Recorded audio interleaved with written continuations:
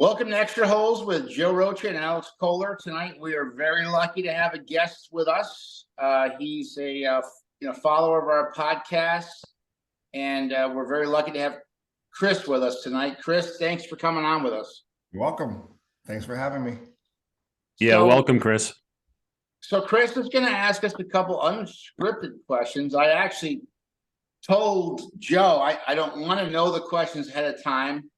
And I just want to answer the questions honestly, as openly as I can. And I know Joe probably, also agrees with that. And then we're going to move on to some, talk about what's happened lately in golf. We had a couple big tournaments this past weekend.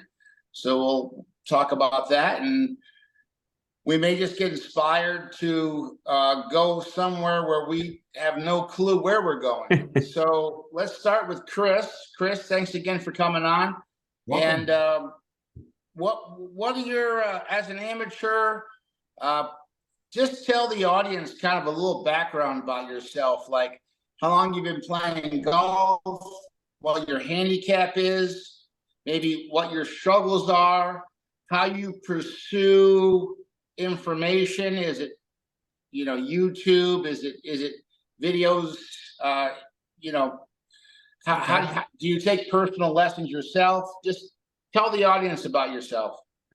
Okay, so I'm a 10 handicap and love the game. Played college football and baseball, and maybe we're playing a golf tournament every now and then for whatever, a fundraiser, or it could be a college event.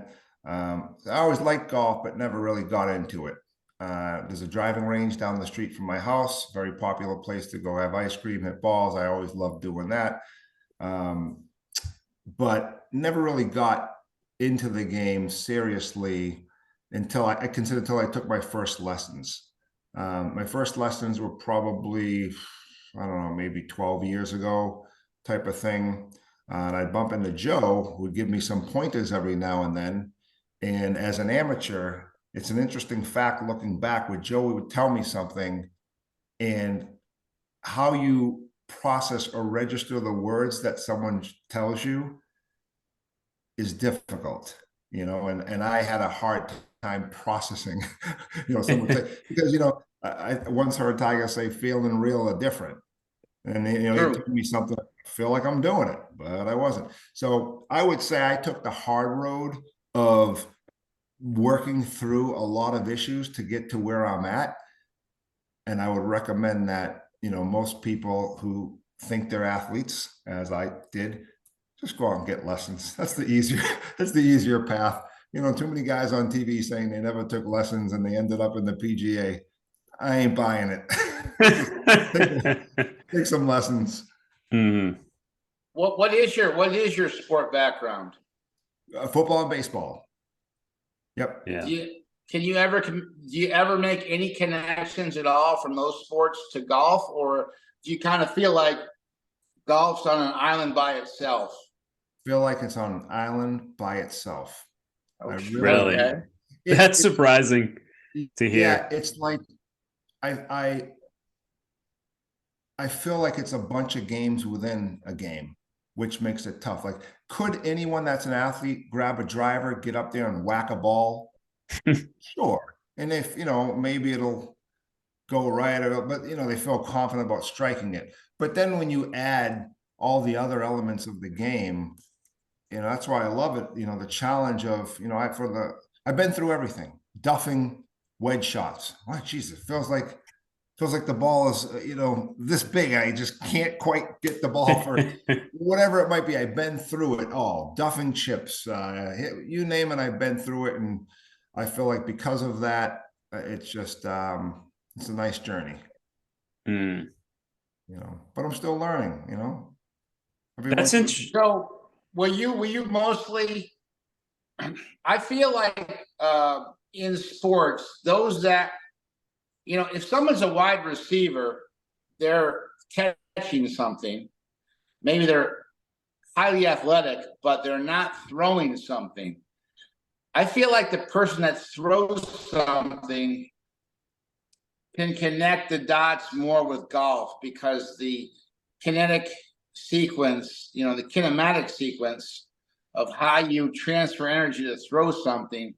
I don't care if it's a top spin forehand in tennis or throwing a football. You're gonna step. You're gonna use your legs. Yeah. And you're gonna power your arms through. Now, if somebody's just catching a ball, they'll say, "I don't know. How do you throw a ball? I never did it." Well, no, that's a good point. And I actually played quarterback as well. And I think one of the biggest differences, I never really thought about throwing the ball when I was playing quarterback. That amazes me with the athletes. Golf has a lot of time as you're either sitting over the ball or getting ready to hit the ball, where and I think I did this wrong, is when I got into golf and started playing it, instead of going out and taking lessons, I got my lessons from reading. I read 50 books, and then I would go, and I had so much information, it was paralyzing. Yeah. I think I just had too much information. I wasn't being an athlete, to answer that question, so. It's a difficult. I found that a lot. It's difficult. And Sorry, no, not at all. And interrupt anytime. But not that you even know you're interrupting, but with the way we have it set up. Okay. What was I going? Oh, it's interesting. So everybody, there's just no prescription for. I'm just throwing this out there now. You could say there's almost no sort of prescription for certainly reaching the highest level in the game. And maybe there's no prescription for the journey to where you're at in your golf progression, Chris. So you could say that go out and get lessons, but if you get maybe some not so great information, or you mentioned something that's super interesting about the processing of the information, that could go, it could kind of go either way. So it is a balance between, yes, getting some basic instruction. And I think if there's a theme of the podcast we've done so far, it's one of our mentors, Jim McLean, had a sign on one of his hitting bays that said, "Be brilliant on the basics." And if there's any theme to what we've talked about in the first, what have we done, 4 or 5 of these episodes, it's the basics that people sort of overlook. And I think we said in one show that go to your instructor and just say, oh, we were talking about Jack Nicklaus going to his instructor at the beginning of each year, and Jack would tell his instructor to treat him like a beginner. They would go over the grip, they would go over the posture, alignment, maybe some rhythm, maybe play some different shots, that you're having particular trouble with. So I think if you, going back and if we were to go back with Chris Miller, with your athletic background, if we got you into a good setup, good grip, good posture, and just kind of let you go play, you might be, you're a good, Chris, don't let him kid you. Chris is a very good player, but, maybe how good would you want to be? Say you're a 10, you're a strong 10. What do you maybe think you should be at, or what would you like to be at? Well, I think my game now is really good. And I would say the only reason I'm a 10 is lack of play. Yeah. So most of the guys at the club will play 3-4 times a week. I'll play in general 18 a week, 27 holes on a good week. And it's just kind of hard for me to cement things because I feel like I'm just not playing enough. And it's little things, chipping or, miss a chip here, miss a putt here, and it adds up at the end, so it's more now. Well, that's something. I mean, it is a sport that, like any sport, it takes to play at a high level, and that high level can be relative to whatever the individual's capability is. There's some time involved, and I think getting good information is important, and it can be tough. You can be sent. Every player that's ever lived has been sent in directions that have been sort of like dead ends, Yeah, I could almost, if I was a teacher, I would almost prescribe someone zone it all out. No YouTube, no, no listen to the golf instructor, because all that input, I think, messes with a natural ability of someone to just play their own game. They're trying to, take it back like Shoffley, or they're trying to take it back like Bubba. This, like, play your own game and be an athlete. Why is there question for you, being a college athlete, why is there no attention to throwing mechanics? Is it more of a new thing? I hear some, Trent Dilfer, some of these people have these throwing camps and things. We're talking about Mac Jones a lot. We talked about Tebow with his mechanics. Like, so there's no, I'm just thinking about how different golf is, with how we're so overloaded. It is not even, like, to put it, is not doing it justice, with all the information in golf, and yet there's like none in, what I'm saying? Yeah, I think growing up, if I can remember right, as early as Pop Warner, it was who wants to play quarterback? You raise your hand. The 5 people that say yes, they get on a line, they throw the ball. Whoever naturally threw the ball the first, you're the quarterback. You win it, you win out. That's kind of how you establish position in football. And then once you establish, you could throw. You never really thought about how you threw the ball. Some guys released 3/4, some guys over the top. As long as you got the job done, it was just an athletic movement, right? Well, and you're playing too. Alex, my last point, and then chime in. But, like, if you ask a kid who's just playing, how did you do that? They might not be able to tell you. It's just, it's very instinctive. And of course, with golf, we have a situation where the ball is not moving, like you mentioned before. It was Alex and I took a rules class, which was a lot of fun, in March, and one of the sort of underlying principles of the rules is play the ball as it lies. Mm-hmm. And some people like to take a lie out there, and I encourage everybody to play it as it lies. But the one point the person said in the book, with the principles, was, he said, well, we have 54 perfect lies. We can deal with a few imperfect ones. The 54 perfect meaning 18 tee shots, and he meant 2 putts on each green. Yep. So that probably lends itself to, okay, the mechanics, the ball's not moving. At least 18 tee shots, we have a perfect lie. We need to execute.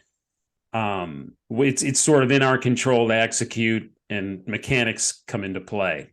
Alex, what do you think? So, so you got that quarterback, and he can throw it 90 yards in the air. He's a gifted athlete, but he needs to throw it 50 yards to the receiver. Can he do it? Of course, he can make adjustments, and he can find his target, hopefully, with just practice. You can't throw it 90 yards every time, because your receiver is not 90 yards away every time. You got a 10-yard pass, you got a 50-yard pass, you got a long pass. So in football, in baseball, you're constantly relating how far you need to throw the ball with how much energy you need to put into the throw. It's no different than in golf. Blunt force trauma, that's a Rocky quote. We need some blunt force trauma. Just break the bag. You're trying to put it all into the shot. If you watch Arnold Palmer, you're like, man, he is trying to absolutely break the ball. And Nicholas. These guys they weren't delicate about hitting the ball. Obviously there's different clubs, and I got good at hitting all the clubs and practicing the distances they need to. But I remember as a junior, when, as a junior, Joe, you're growing every year, right? You're a freshman in high school. Well, Mhm. now you're a sophomore, you grew 3 inches and you're stronger. All of a sudden your 7-iron it goes 15 yards further than it used to. I was pretty happy about that. Were you? Yeah, of course. Yeah, I never really got I that used huge to jump, hit but it over the green, just airmail the Alex green with my bombs it. 7-iron. Alex bombs it like a tour pro. Yeah. I used to airmail the green with my 7-iron, and I thought it was the coolest thing I did all day. And I made double. Absolutely. Who I made cares? double.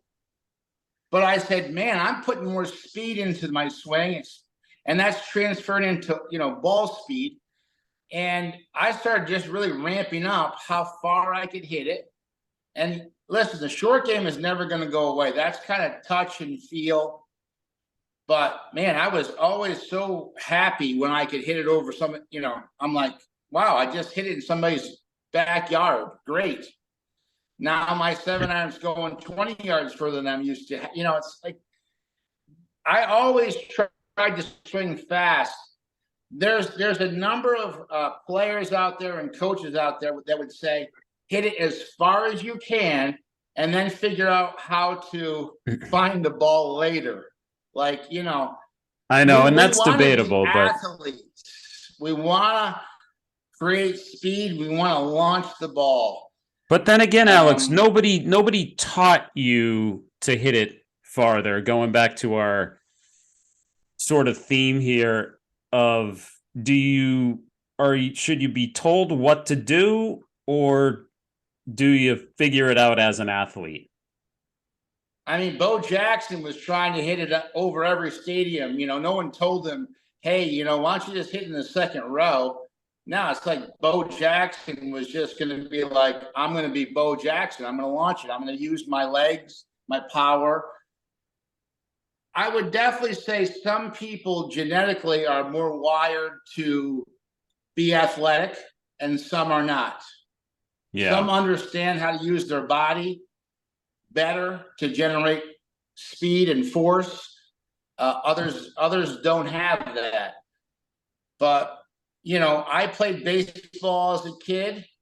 I played every sport as a kid. And I just swung as hard as I could every shot. And, eventually you learn how to do the short game and the putting. But I think players should hit it far and then learn how to dial it in. That's, if I was going to teach any junior, I always work on speed. I always try to get them to swing and move athletically. Yeah. So, one of my favorite drills is step and swing. Feet together, make a swing, take a stride, and swing through. That's the same, Chris, I don't know how old you are. How old are you, Chris? 48. You remember Daryl Strawberry? Oh, yeah. Daryl Strawberry. He was just narrow, milking that bat.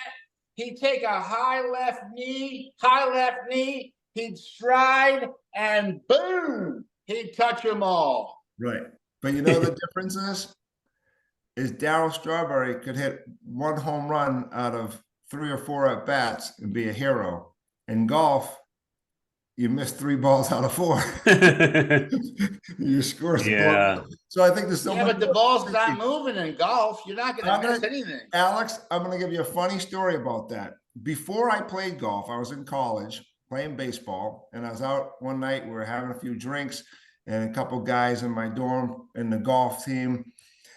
And I said to him, you guys aren't athletes. Come on, give me a break.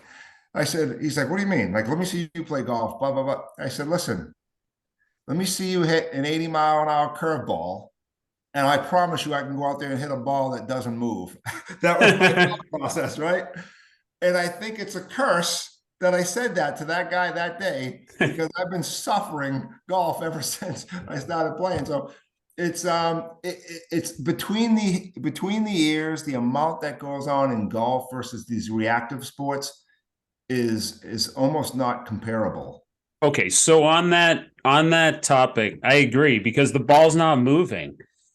I mean, it's hard to find a sport where you have your own ball and it doesn't move, and Okay. we're not moving, right? Croquet. So, and we're not moving really either. We're in our own footprint as we set up to the ball. So, I think probably what I'm hearing, what's coming out of this, which is important, is blending rhythm with the mechanics. Because rhythm is, I'm using the term rhythm as sort of bridging the reactive quality to other sports with the very static quality with which we sort of teach golf, or at least the way it's being received by the student, Chris. So are you when you receive the information, say that I've given you or other people have given you, it probably, are you saying it sort of ties you up? And then Yes. I think what we have to do to balance that is, you look at all the great players, and I'm threatening to go down to the LPGA event. It's kind of like about 4 hours away. I mean, next event, I'm gonna just watch like the rhythm, like how players get into the shot, look at the target, come back to the target. Tiger's routine has always, if I had one question for Tiger, hopefully maybe I'll be able to ask him someday, but like how he developed that routine, it's so cool. It's so Tiger, he gets in there, he doesn't hesitate, he's the same. There was a YouTube video, I can't find it, but it had all of his shots from like Sunday at Augusta, I forget what year, but it started with him behind the ball on each shot in just one clip after the other of each shot. And the rhythm was just really the same on each shot, whether it was the first tee or now, okay, I'm one shot back on 17. It didn't change. He was still in that same rhythm. That's a brilliant point about blending those two, the rhythm and the mechanics. I once heard Monica Soros there talk about the same thing. She was nervous before playing at a guy's event, and she had it almost timed of how long before she got in there and hit the ball. Yeah. And for me, coming from an amateur, I wish someone gave me less, because here I am thinking about, okay, here's a position I want to be in. Here's a position I want to be in. Okay, I'm in that position now. Let me swing.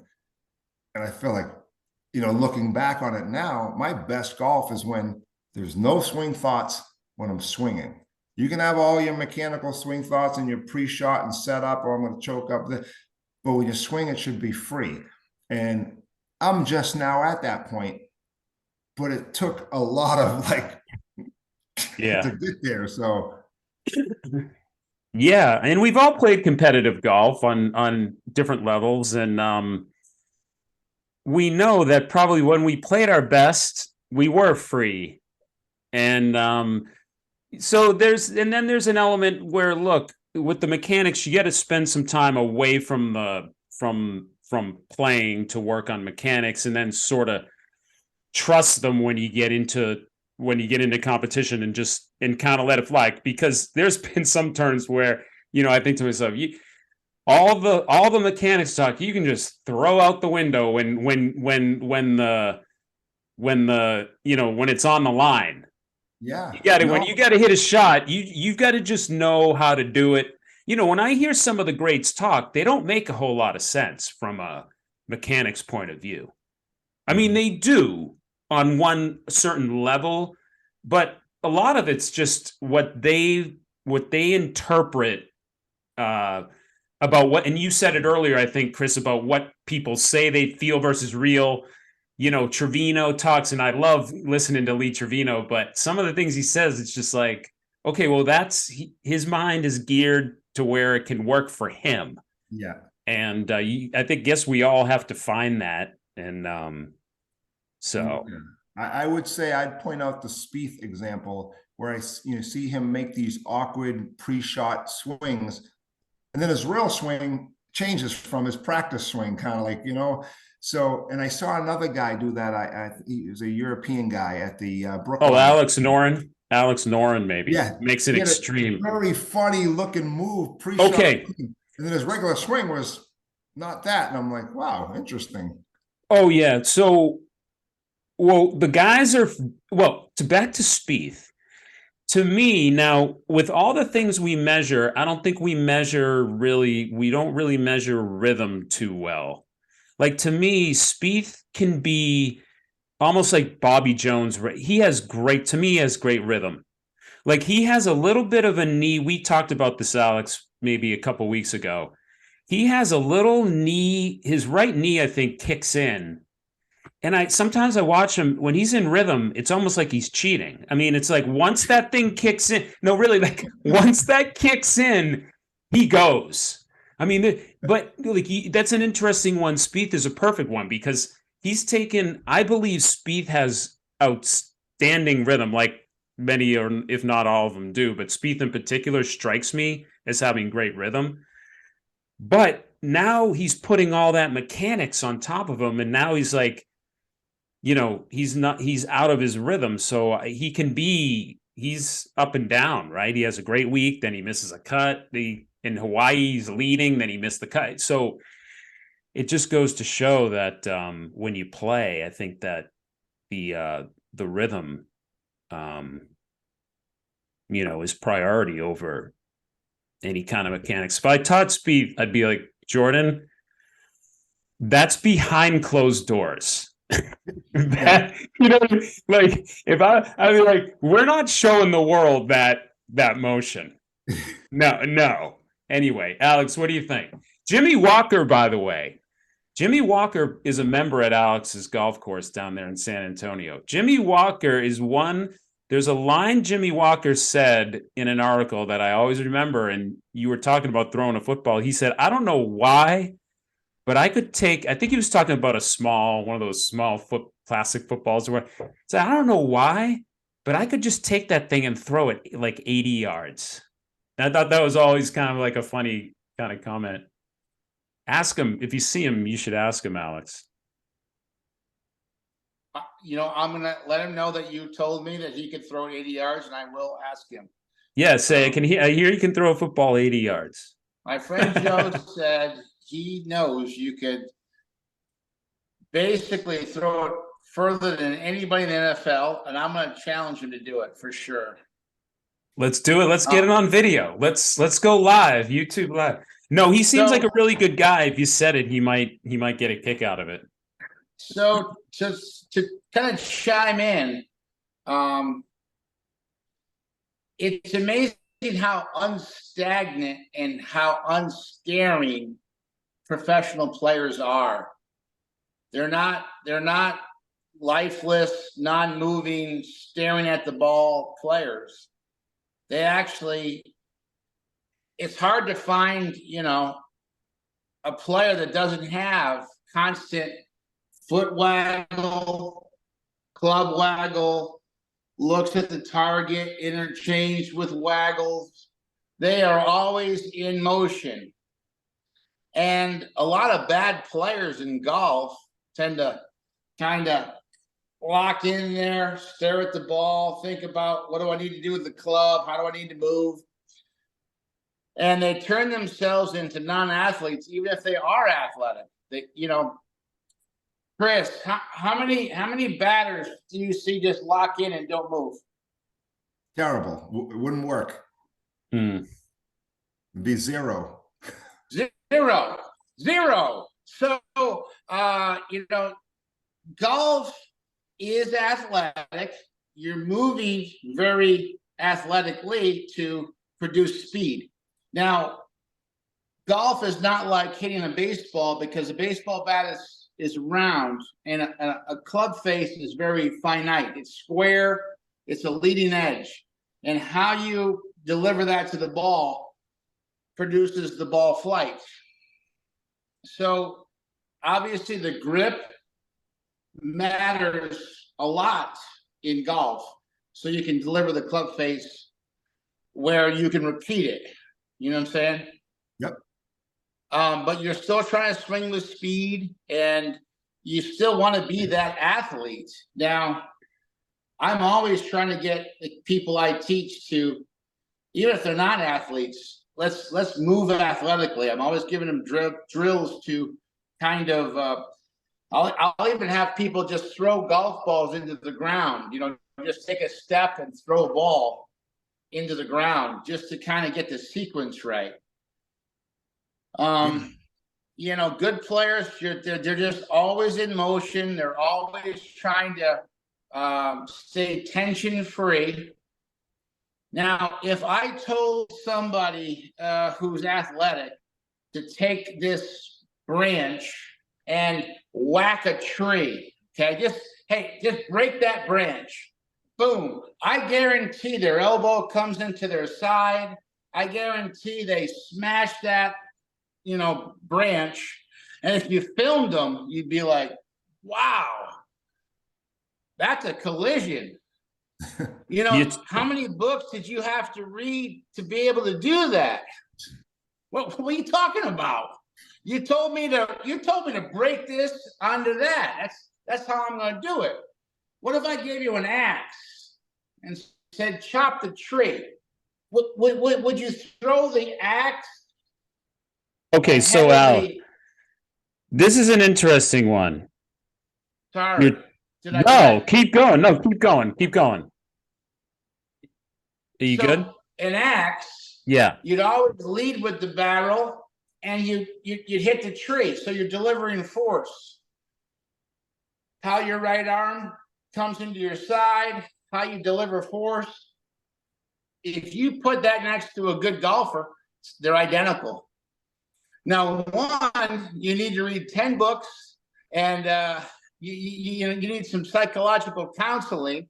And the other, if I just gave you the axe and said, hey, chop the tree down, you'd be like, this is how you do it. Boom. Boom. You're not going to go around here, then come back here. I gotta jump off the ground. I gotta leap. Now I gotta throw. I mean, I get it. Instruction's getting a little bit. Okay, so we have, but absolutely. Okay, so we have two things happening there. So being in Texas, it's the Mecca for great players and great teachers, and right, the wind blows and the ground is firm. You got to learn how to strike it down there in Texas. The ground is definitely firm, man. This is where Hogan seriously, that's Nelson, where you learn to freaking. Let's all go to go to make a pilgrimage to Texas. Learn how to strike it. Okay, so I want to say two things. Number one, the person you're talking about is Mickey Wright. Mickey Wright, have you heard of her, Chris? No. Mickey Wright is a woman who sadly has passed away, I believe, but she has been known to have had one of the greatest swings in the history of golf. And who was her coach? I think it was Harvey Penick, who told her. Penick. It might have been Harvey, and she learned, talk about the old school days, right? The story goes he broke a branch from off a tree and had her swing it and make that branch sing or something. He said to her, just make it swish. Okay, so we have that on the one side. Now I want to give a shout out to two gentlemen who have helped me a ton with my teaching in the last about 5 years. I met them, and they're really on the cutting edge. One is Michael Jacobs. Michael Jacobs is down in Long Island. He's a top 50 instructor, and is one of his main clients is Padraig Harrington. So he's worked a lot with Padraig, and Padraig has had a lot of success after working with Michael. And the person behind Michael is a gentleman by the name of Dr. Stephen Nesbitt. Now, long story short, Dr. Stephen Nesbitt was a mechanical engineer, worked at a university. Chris, did I tell you this story? No. Maybe, no, okay, I haven't. Worked at Lafayette College, which was right next to the USGA. And back then, Dr. Frank Thomas, who was himself on the cutting edge of technology, and he was the main advisor for the USGA and legality of clubs and shafts and balls. He needed help with some projects he was doing on shafts, and and he went to Lafayette College. And Dr. Stephen Nesbitt said, sure, he was the new guy. Nobody wanted to do it. So he joined in, started working with Dr. Stephen Nesbitt and did a lot of modeling. They wanted to find out what the contribution was of the shaft to distance. They didn't want, I think it was when the Big Bertha was coming out, Callaway. Mm-hmm. So they were sort of freaked out. Right, almost like the ball now and stuff. It's like, okay, the club's getting really big. Like, is now the club gonna surpass the talent of the player? That was sort of the beginning of the study. Long story short, he's been researching golf for decades. Now works full time with Michael Jacobs on golf. So he's retired from his college engineering job and works full time in golf. And so my one point is, that can be topic for another show, but my one point is, and this is on the opposite end of breaking a branch and handing it to Mickey Wright, Dr. Stephen Nesbitt, who has worked on projects for NASA, Department of Defense, modeled dinosaurs, all this crazy stuff. He says, you know what? The golf swing is complicated. So when he said that, I felt a lot better, because you have a person who has, I can't really connect too much with a person that has that kind of brain power, right? Engineering perspective on things. And you would think, after modeling rockets and teaching engineering and all that really cool stuff in that whole world. He's not a golfer, Joe. And you know what? He's great. Not a golfer. Okay. Well, it's interesting you mentioned that, because that's what he's not a golfer. Of course. But what do you mean by that, though? Well, because he's not. I can't disagree with that more than. I don't. Okay, hold that. If you want to turn into rocket science, that's the opposite. What I'm going to do, I'm trying to say, let's keep it real simple. How would you hit a tree with a branch? Okay. How would you do simple things? I've got video of a guy hitting a golf ball with a hammer, and you'd say, that's the best shot I've seen, all day long. Well, right. It's not rocket science, it's imparting a blow forward into a ball and making it go forward. And but guy wants to make it complicated. No. Wait, hold on now. Wait, that's the wrong idea. All right, Alex. Fair point. But let me just follow up. He doesn't believe in.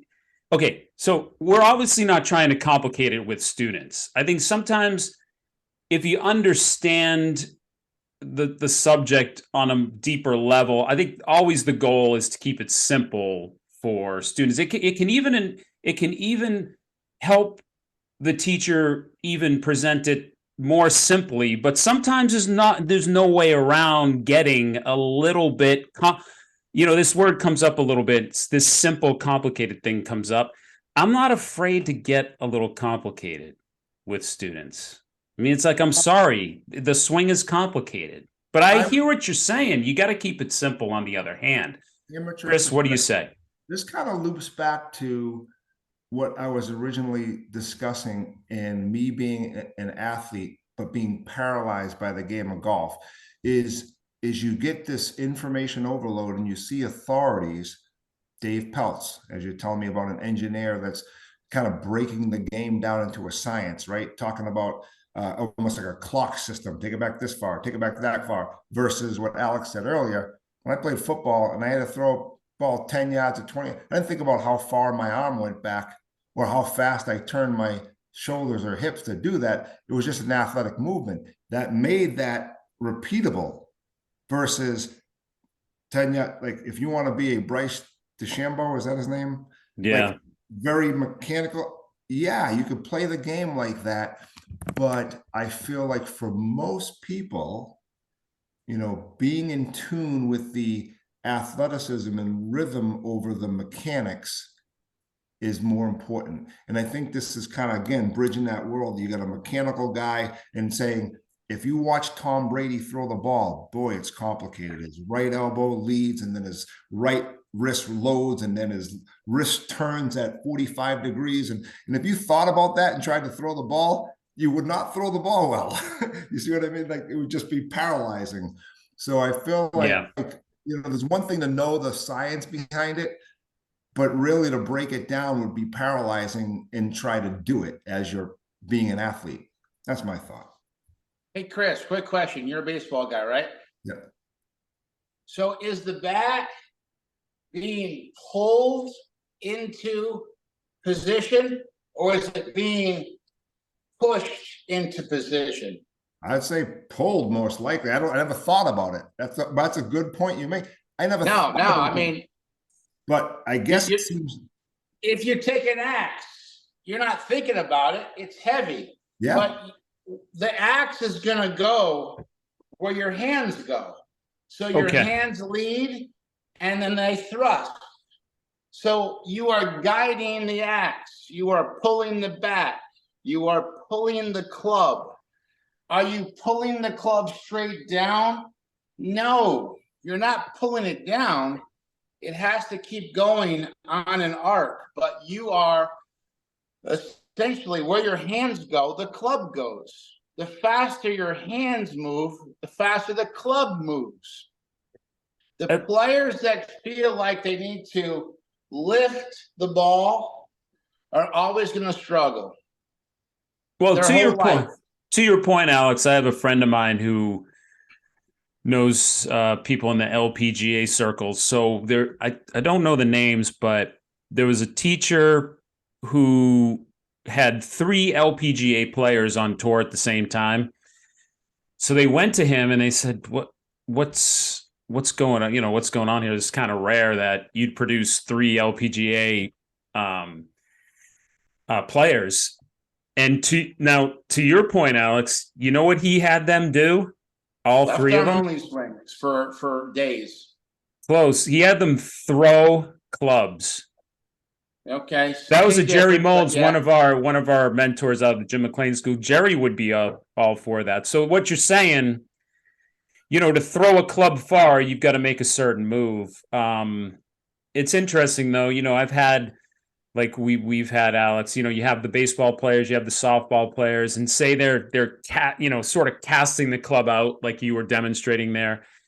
And I'll say, well, show me a softball swing, show me and it's what you're talking about. The club sort of, you know, lags behind and comes out. There's something about golf versus, I mean, the ball's on the ground, maybe. I think that's probably a big factor.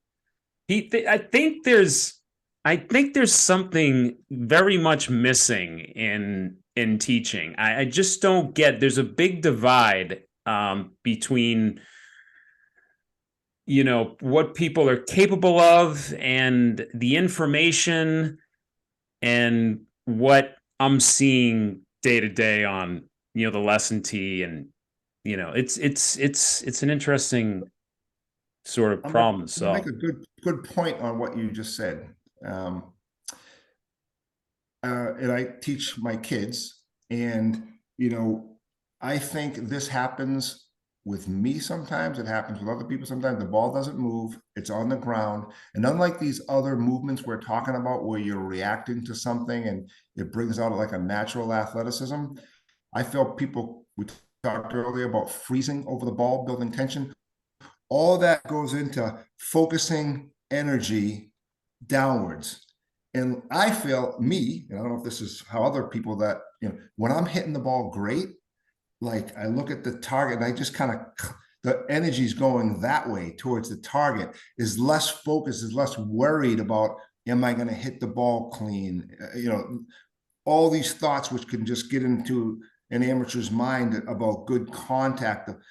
It's like, okay, I'm loaded. Now I just, let my body go and collect the ball on the way through so I can swing through and finish versus swinging downwards. 2 years ago, I was taking divots that you put a foundation for. Just going. Well, there's a lot of bad information out there. Yeah. There's a lot of information out there. So Chris, again, I'm going to keep harping on baseball because I know you're a baseball guy. I do exercises my juniors off a high tee with a 7-iron. So there is no ground contact. There's no divot. It's finding where the ball is, right? So if you ever seen a kid play t-ball, they're not hitting the ground. They're matching the swing with where the ball is, correct? Mm-hmm. So I'll do very high tee 7-irons. I'll do extremely high tee driver.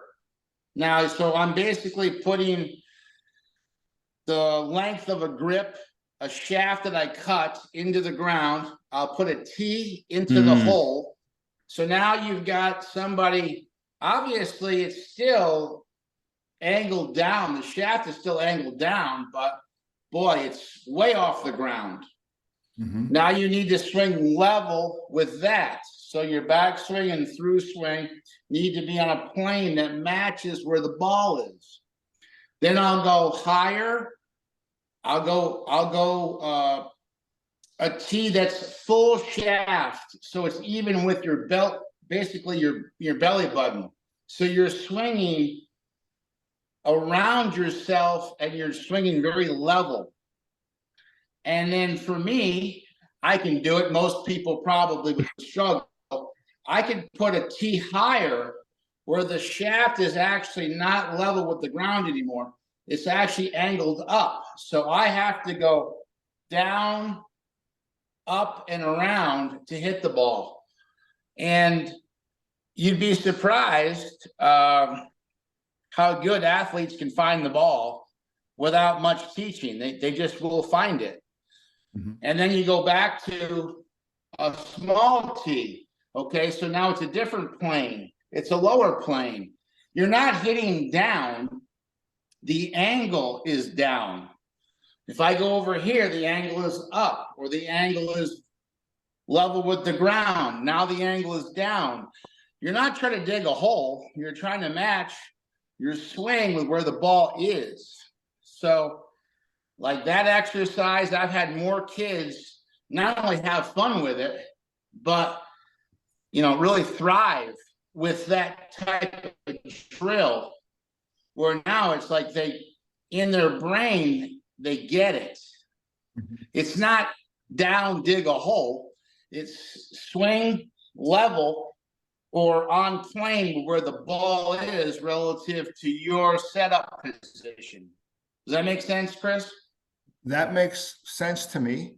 Now, I consider myself advanced, but if you rewind me 8 years ago and I heard that and he says, swing where the ball is, I'd say, geez, I'm trying, I'm focusing everything I can to hit that ball. And it just happens that I'm taking a lot of earth with it, So the translation for some people who are so focused on the ball, I feel that focus on the ball changes their direction to down. And I get it. Yeah. But if I put a baseball on a T-ball, little kids T-ball, are you telling me you couldn't hit that ball? You're going to hit the ground? I'm going to hit the ball. Of course you are. Right. Well, the ball is here, so you're going to swing level with where the ball is. Am I correct? Yes. So if I Alex- gave you a golf ball with that same, I don't think you've ever probably hit a golf ball with a real high tee. That's my guess, Chris. No. He Like, tees it down low. You tee it But down a little I bit lower, I guarantee think. if I gave you that exercise, light bulbs would go off in your head. Oh my God, I get it now. I think naturally, as a ball rises, it's easier. I think athletically, from whatever you've done in your life, whether it be throwing a frisbee or throwing a football or playing wiffle ball, it seems more natural to turn on the ball, get that energy going more towards the outfield, towards the target, whatever. Golf, I'm just saying, can paralyze you when the ball's stagnant on the ground. And if you think hit the ball, especially hit it clean, then I think you lose some of your athleticism, your rhythm, to be like I saw an interesting thing a while ago where they talked about Jack Grout holding Jack Nicklaus's head still. Yes. Yeah. And then I seen multiple videos of Tiger, maybe one of the best players ever, where his head actually moved back during his driver swing. Yeah. Sure. So I'm like, whoa, that blew my mind. I'm like, what's he doing? Like, and if you film me now, my head probably moves back because I don't think about it. I'm not trying to be stagnant and do these things I taught. Like, oh, Jack Nicklaus said, keep your head still. I feel you lose rhythm, you lose athleticism, you focus on the ball, and I feel like everything goes south for a lot of people, at least for me. Yeah, Chris, have you ever played tennis? Yes. So tennis is obviously a racket sport, right? Yeah. So now you're not only directing the ball forward towards the opposite end of the court, Mm-hmm. where your racket is when you hit the ball will dictate maybe top spin or cut spin or hitting the ball straight up in the air into the stands or swinging and hitting the ball straight into the ground. Is that correct? Yes. So golf is a racket sport.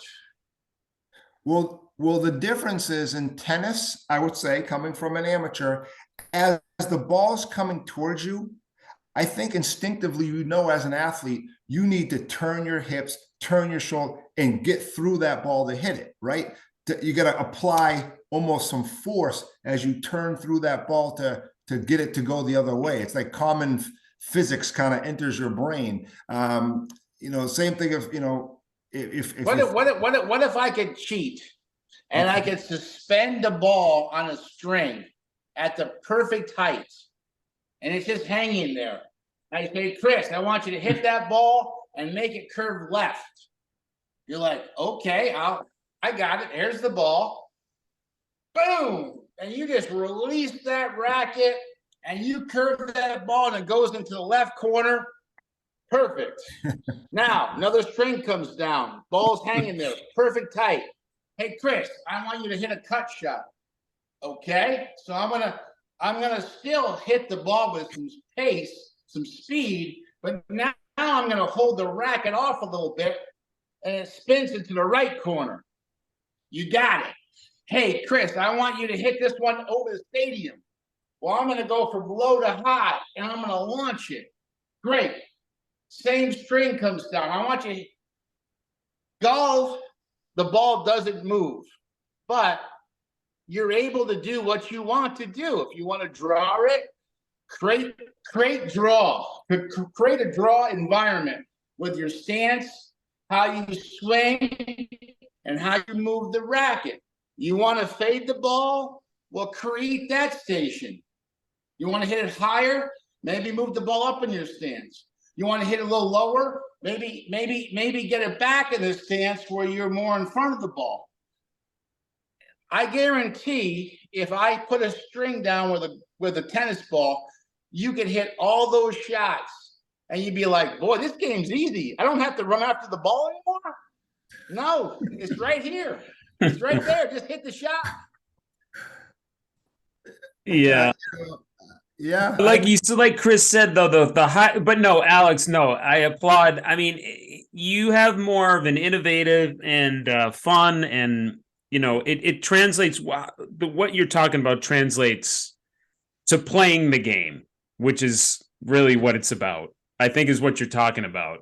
I mean, a lot of times, like I teach at a range, so sometimes playing the game gets, it's sort of in the background where it's so focused on the movement and the swing. But what you're talking about is great because you just getting people engaged and creating a result, and then not kind of like Chris was saying about throwing the football. You're not thinking about what angle your arm's at. You're just making that throw. So there's a lot of credibility, to that.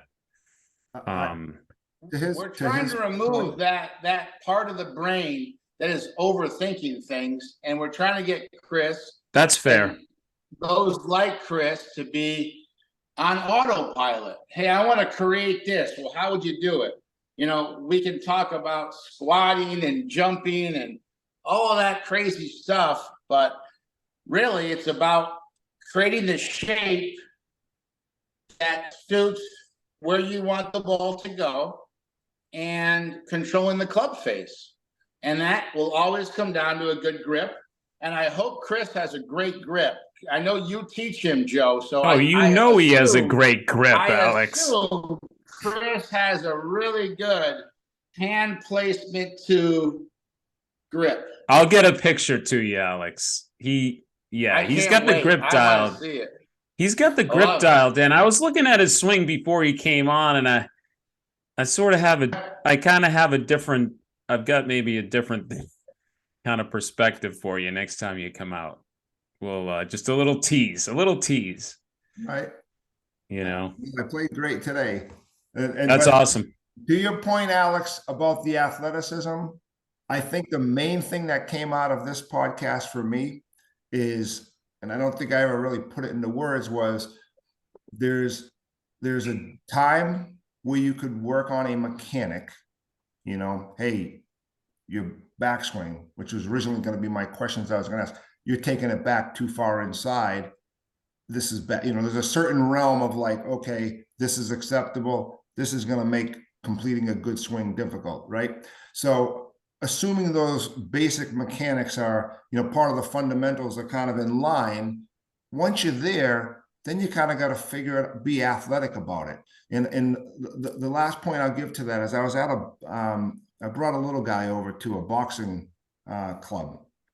And, I've seen people, I hit one of those bags and it's, timing it, hitting the bag. You ever see the pro hit it? The whole body is the legs. The legs are kind of doing it. The feet are doing a little dance. The rhythm is throughout the whole body. I feel like that's the same analogy happens in golf, where the upper body becomes focused on hitting the ball or hitting the bag, and the lower body to almost stabilize the upper body. Oh gosh, Chris! Counterintuitively, it stops moving, and in golf, that's not a good thing. It takes your athleticism. So I feel like, a lot of, if I was to teach, that the art of teaching would be found in teaching a mechanic without losing athleticism. Yeah. Good well, point. You're not only trying not to lose it, you're actually trying to enhance it. I'm trying to bring it out. Even non-athletic people, I'm like, well, come on, we can do this better. That's why I'm having them step and throw, step and swing. I'm trying to improve on their, TPI would call it the kinematic sequence. That is the, this starts, this reaches its maximum speed, and then that fires, and then that fires. I mean, without getting too technical, when you throw a ball, there is a sequence of events that happens. And there's nobody that throws with their arm and then takes a step. Nobody who throws the ball with great velocity, accuracy, and distance. They don't throw and then step. That's not the sequence, right? They naturally stride, rotate. They may even lower themselves. They don't think about it. They may lower themselves, use the ground, speed up the arm, because they want to throw it far, right? Mhm. If you want to hit it far, if you negate what the feet, knees, and hips do in the golf swing, you'll always be limiting yourself as to how good you can be as far as hitting the ball with distance. Yep. Well, If I want to play golf with my feet together, I probably could shoot a good score, but you're not going to win the long drive contest standing there with your feet together doing an Annika Sorenstam drill. But you probably could play pretty good golf, but nobody does that because they want to hit it far, or they just, maybe they don't know how good that drill is. It's a great drill. So the boxing and we're running right up against the time, so we'll maybe each, if we want to say one last thing, but no, the boxing analogy is really cool. And then I thought back, Alex, to what you said, I think like at the outset, and you said something, I think because like with my guys, Jacobs and Nesbitt, they're starting to talk more about energy transfer as sort of just an overall term and what the golf swing is all about.